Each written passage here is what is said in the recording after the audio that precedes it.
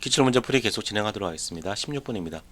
보기의 기억과 이언에서 설명하는 사회화 과정은 자, 기억 중학생 고영주는 학교 스포츠 클럽에 참가하면서 교우 관계가 원만해졌다. 자, 2번 프로야구 강동원 선수는 부상으로 은퇴한 후 해설가로 활동하면서 사회인 야구의 감독을 맡고 있다. 자, 여러분 사회화 과정은 네 가지가 있는 것이 알고 계시죠? 그 부분들을 떠올리면 되실 것 같습니다. 자, 먼저 답변을 먼저 보여드리면 여기 보면 학교 스포츠 클럽에 참가한다고 하셨죠. 그래서 어떻게 됐습니까? 교우 관계가 원만해졌죠. 스포츠 자체가 교우 관계를 원만하게 만들었죠. 그것은 그 두 번 같은 2번 같은 경우는 은퇴했습니다. 근데 다시 해설가와 사회인 야구 감독을 맡고 있죠. 그럼 1번은 뭘까요? 기억은 뭘까요? 바로 스포츠를 통한 사회화죠. 말이 그러니까 의미가 그러니까 통하죠. 무슨 말이냐면 학교 스포츠 클럽에 참가했기 때문에 교우 관계가 원만해졌죠. 그러니까 스포츠를 통한 사회화고요. 두 번째는 은퇴한 후 다시 해설가와 사회인 야구 감독을 맡았기 때문에 스포츠로의 재사회화라고 볼 수 있습니다.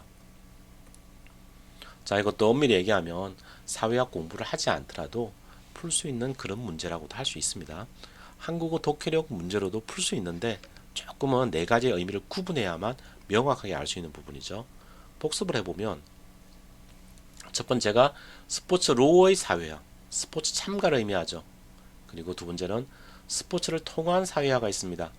스포츠를 통한 변화, 스포츠 참여의 결과를 얘기하고요. 그 세 번째로는 스포츠로부터의 탈사회화입니다. 말 그대로 스포츠에서 은퇴하는 경우를 얘기하고요. 네 번째는 스포츠로의 재사회화입니다. 스포츠를 다시 시작하는 걸 의미합니다. 첫 번째, 스포츠로의 사회화, 스포츠 참가하는 경우죠. 여기는 뭐 개인적 특성이라든지 그리고 사회화 주관자, 가족, 동료, 학교, 지역사회, 대중매체 뭐 이런 주요 타자들의 영향이 있고요. 다음 사회 상황이 있죠. 뭐 시설 접근성, 스키장이 없다면 스키를 타기 힘들겠죠. 뭐 신체 노출 금지, 히잡 같은 거 이런 것들을 쓰게 되면 어떻게 되겠습니까? 싱크로나이즈드 스위밍 이런 걸 하기가 쉽지 않겠죠. 그리고 지리적 환경도 마찬가지고요. 두 번째는 스포츠를 통한 사회화가 있습니다. 여기는 참가 형태에 따라서 그리고 영향 요인들이 있는데요. 구체적인 내용들은 여러분들 좀 읽어보시면 좋을 것 같고요. 설명하려면 시간이 좀 많이 걸리는 부분이죠. 학습했던 부분입니다. 참가 형태에 따라서도 행동적 참가, 인지적 참가, 정의적 참가가 있습니다. 다음은 세 번째, 스포츠로부터의 탈사회화가 있습니다. 여기는 관심의 이동이라든지 학업, 군입대, 신규 취업, 스포츠를 그만두는 걸 이야기하죠. 아니면 제가 그 태권도장 얘기를 말씀드렸는데요. 좋아하는 여자친구가 태권도를 그만둬 버리면 자기도 그만둘 수 있겠죠. 뭐 그런 것들.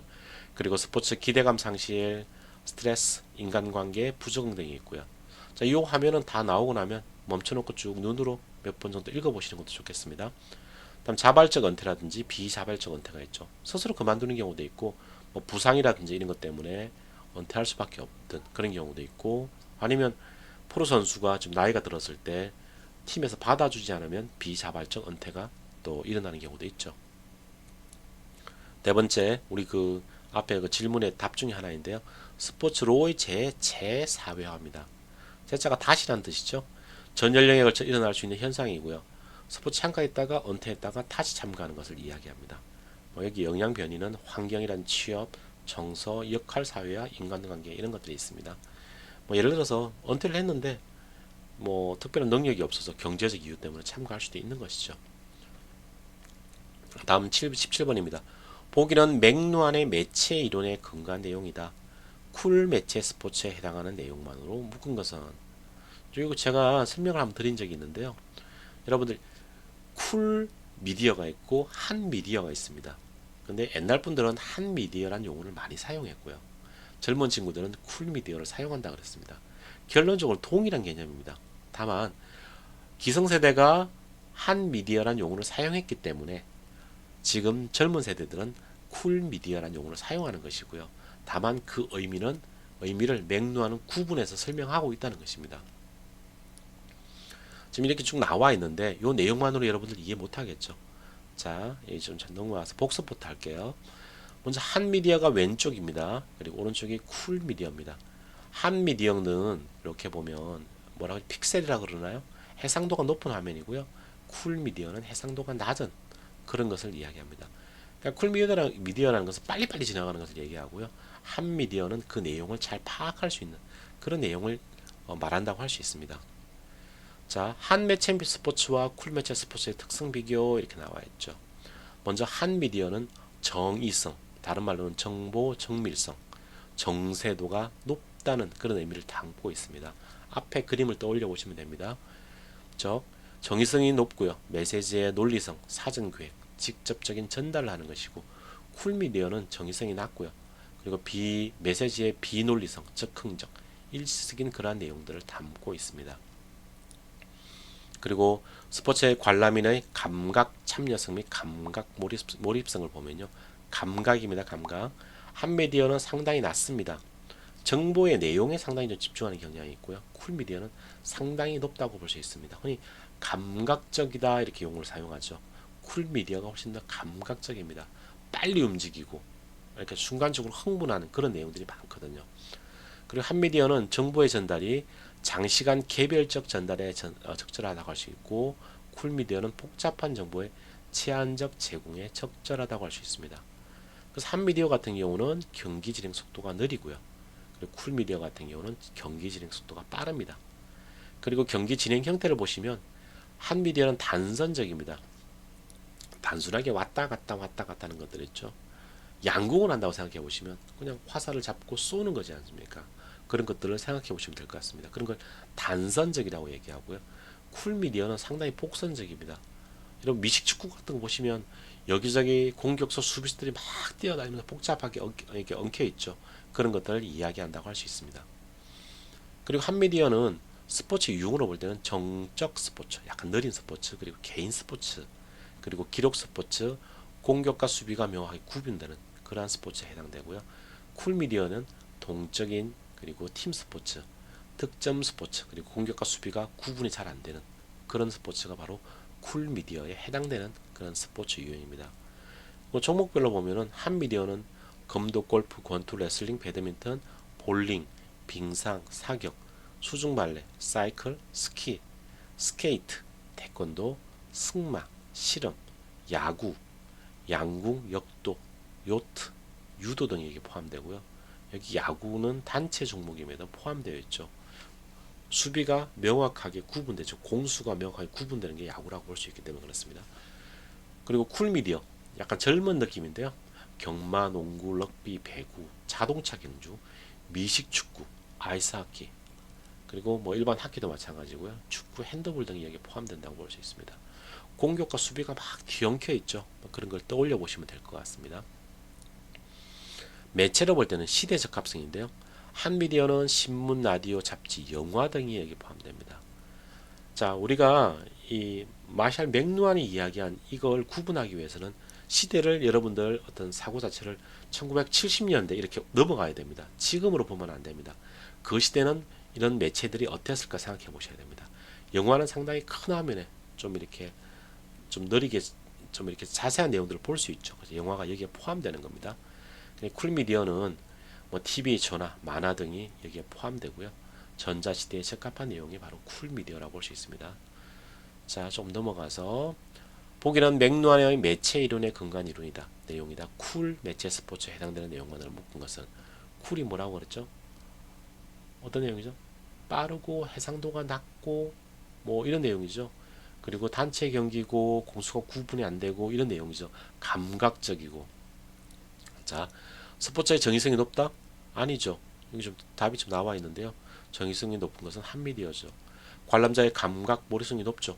그리고 야구는 어디에 포함되죠? 한 미디어에 포함되고요. 축구는 쿨 미디어에 포함되죠. 테니스는 한 미디어, 그리고 핸드볼은 쿨 미디어에 포함되죠. 정답은 니언, 리얼, 비업이 포함되어 있는 3번이라고 할 수 있습니다. 자, 앞에서 설명을 드렸던 부분이고요. 다음은 18번입니다. 사회적 상승 이동의 매개체로서 스포츠의 역할이 아닌 것은 사회적 상승 이동의 매개체입니다. 신분이 계층이 낮다가 위로 올라간다는 얘기죠. 자, 1번 과도한 성공 신화의 확산, 2번 교육적 기회 제공 및 성취도 향상, 직업적 3번 직업적 후원의 다양한 기회 제공. 4번 올바른 태도 및 행동 함양. 정답은 무엇일까요?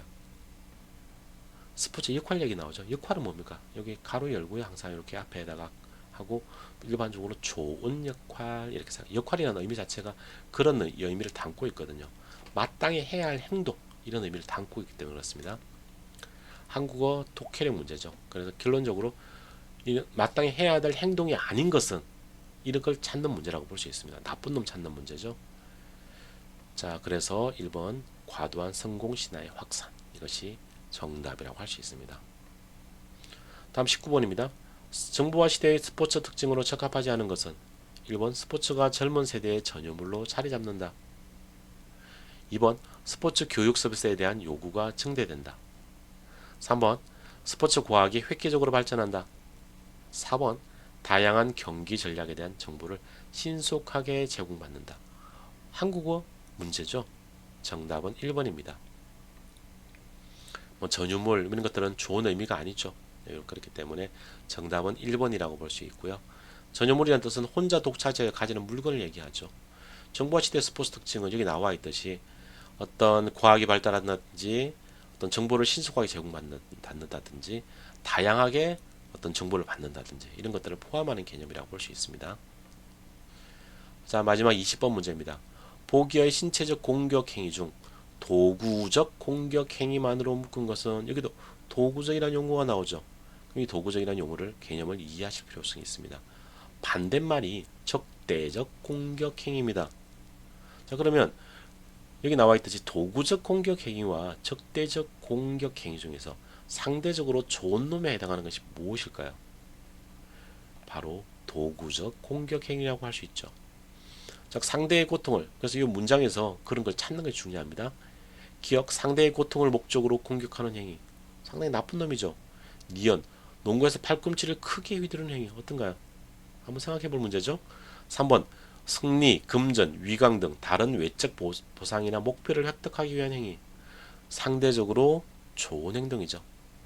리얼 야구에서 투수가 자신을 화나게 만든 타자에게 안쪽 또는 높은 공을 던지는 행위 상대를 해하려는 목적을 가지고 있죠.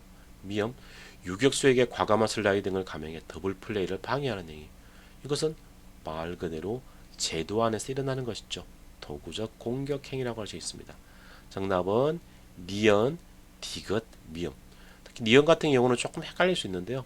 실제로 팔꿈치를 이렇게 휘두르는 경우들이 있습니다. 이것은 어떤 뭐라고 해요? 규칙 안에서 일어나는 그런 행동이라고 볼 수 있습니다. 그것이 상대편을 부딪힌다든지 이러면 반칙이 되겠지만 그냥 이렇게 행동만 보여주는 것은 크게 문제될 행동은 아니라고 볼 수 있습니다. 그쵸? 도구적 공격 행위와 적대적 공격 행위의 개념을 아는 것이 필요합니다. 이게 적대적이라는 것은 상대방을 그냥 해하는 목적 그 자체를 가지고 있을 때 우리는 적대적 공격 행위라고 이야기합니다. 한번 이 내용을 살펴보도록 하겠습니다. 제가 이렇게 도적 제일 이렇게 해놨는데요. 뭐 도적이 제일은 아니겠지만 이렇게 도구적, 적대적, 제도적, 일탈적 이런 내용들을 함께 쌍으로 암기를 해놓으시는 게 좋기 때문에 그렇습니다. 폭력 행위는요 도구적 공격이 있고요. 그 다음에 적대적 공격이 있습니다. 도구적 공격은 외적인 보상이나 목표 획득을 위해 행하는 행위고요. 축구에서 공격 흐름을 끊기 위한 태클 등이 포함됩니다. 공격은 수단이 해당되죠. 다음은 적대적 공격입니다.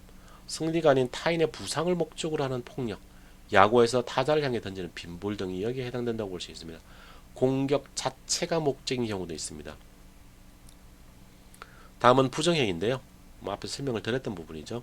제도적 부정행위는 일탈이 아닌 일탈. 자, 이렇게 표시해놨는데 말 그대로 전략적으로 차원에서 용인되고 조장되는 속임수, 농구에서 팔꿈치 사용, 축구에서 태클 등이 포함되고 2번 일탈적 부정행위는 사회에서 용인되지 않는 부정행위, 불법 연구 사용, 약물 복용 등이 여기에 포함됩니다. 이건 말 그대로 일탈이죠. 그래서 도구적, 적대적, 제도적, 일탈적을 이렇게 쌍으로 암기를 해 놓으셔야만 문제를 틀리지 않으실 수 있습니다. 이상으로 2016년도 기출문제 풀이를 마치도록 하겠습니다. 감사합니다.